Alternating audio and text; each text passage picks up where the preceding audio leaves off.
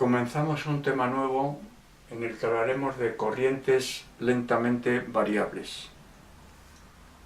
Empezaremos por una introducción al tema que vamos a tratar. Si tenemos un circuito cerrado, conductor, conectado a una fuente de fuerza electromotriz variable, supongamos que en ese circuito se genera una intensidad de esta forma: I de t igual a I sub 0 por el coseno de omega t. Omega es una velocidad angular que será igual a 2pi partido por t.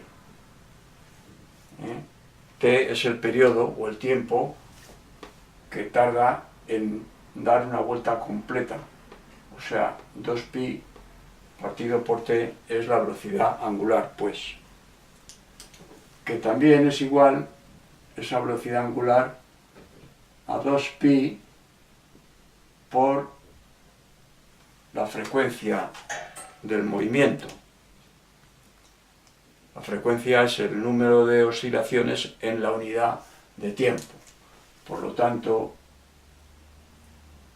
podemos decir que t es igual a 1 partido por la frecuencia. El periodo es igual a 1 partido por la frecuencia. Esta intensidad, como vemos, si aplicamos el tiempo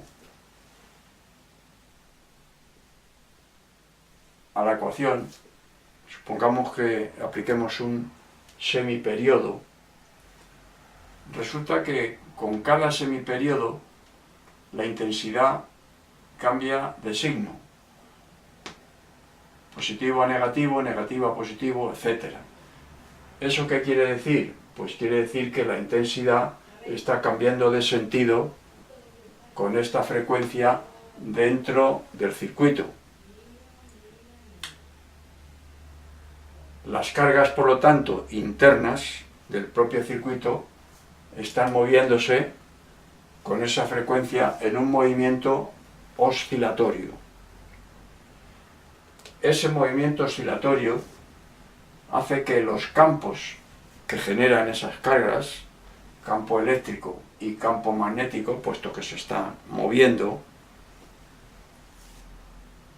producen una onda en el exterior, lo que llamamos una radiación electromagnética. Si fuéramos capaces de fotografiar en un instante los campos eléctricos y magnéticos que se producen por una determinada carga, veríamos la figura que tenemos aquí: un campo eléctrico en un plano, en el plano de oscilación de la carga Q, y un campo magnético en el plano ortogonal al eléctrico. Los extremos de esos vectores describen una curva de forma senoidal o cosenoidal. Esta onda, una onda electromagnética, se mueve en el espacio a la velocidad de la luz c. La distancia entre dos puntos de la onda que tienen el mismo valor del campo eléctrico y magnético se llama longitud de onda y la definimos como lambda.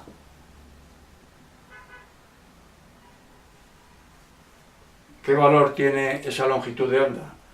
Puesto que cada valor de campo eléctrico y magnético se repite en cada periodo t, y si la onda viaja a la velocidad c,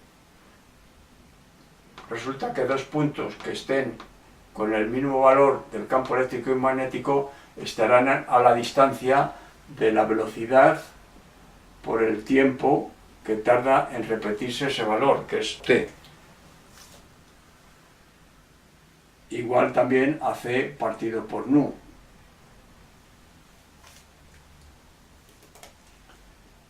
Esa onda electromagnética de cada carga, o esas ondas electromagnéticas, lo que hacen es transmitir energía al espacio exterior que rodea al circuito, que está sometido a esta intensidad.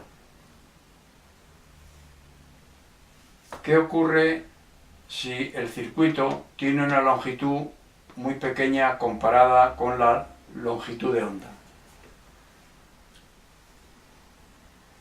Supongamos que esté sometido también a una intensidad variable como esta, producida por una fuente de fuerza electromotriz variable, y veamos qué ocurre en dos puntos que tienen las diferenciales de longitud en sentido contrario. Porque claro, desde el punto de vista del espacio, puesto que el circuito es cerrado, siempre que tengamos una diferencial de longitud en un sentido y en una dirección, habrá otra, en otro punto del circuito, que tenga la misma dirección y el sentido contrario. La intensidad que recorre el circuito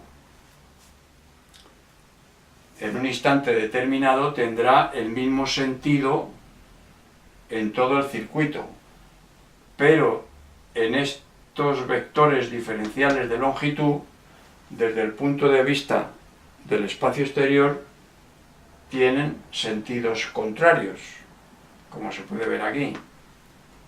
Si tienen sentidos contrarios, eso quiere decir que las ondas que se generan en estas diferenciales de longitud, que están en sentido contrario, esas ondas son contrarias, se contrarrestan a una determinada distancia del circuito, se anulan.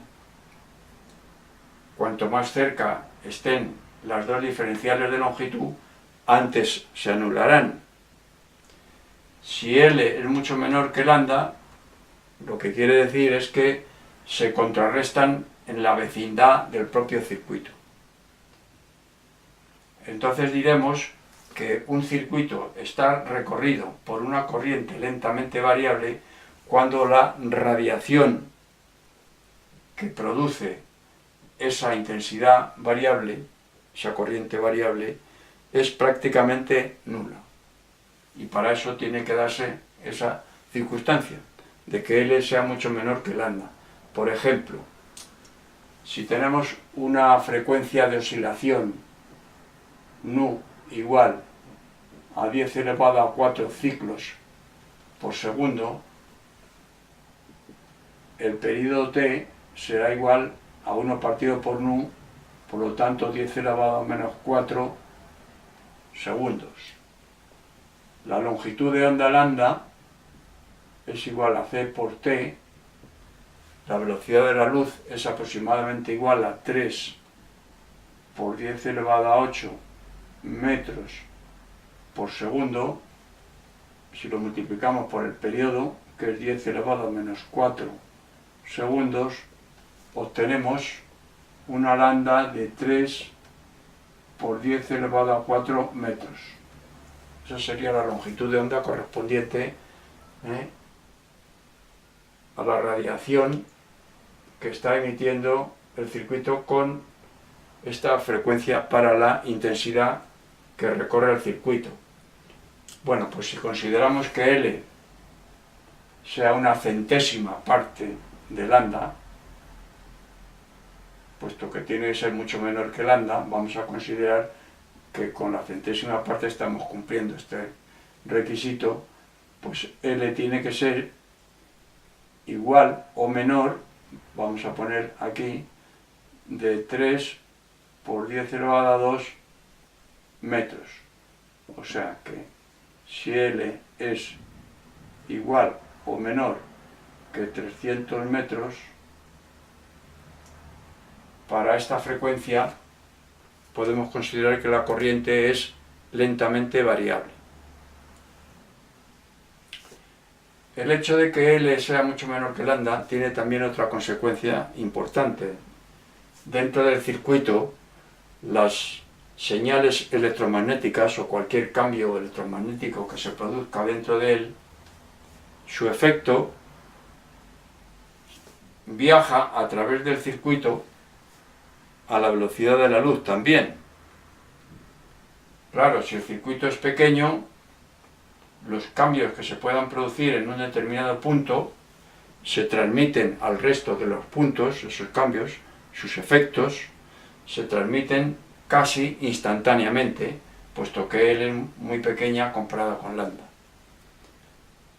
Vamos a considerar que esa transmisión de los efectos de los cambios en cualquier componente o punto del circuito se transmite instantáneamente, todo efecto se transmite instantáneamente al resto del circuito, al resto de los puntos del circuito, desde el punto en el que se produzca ese cambio. Eso es importante porque naturalmente en cada instante podremos considerar que la frecuencia con la que se mueve la fuente de fuerza electromotriz afecta en ese instante a todos los restantes puntos del circuito instantáneamente. O sea, que no necesitamos que haya un tiempo de retardo para que llegue su efecto de modificación o de cambio al resto de los puntos del circuito. Va a ser algo instantáneo, lo cual naturalmente facilita los cálculos.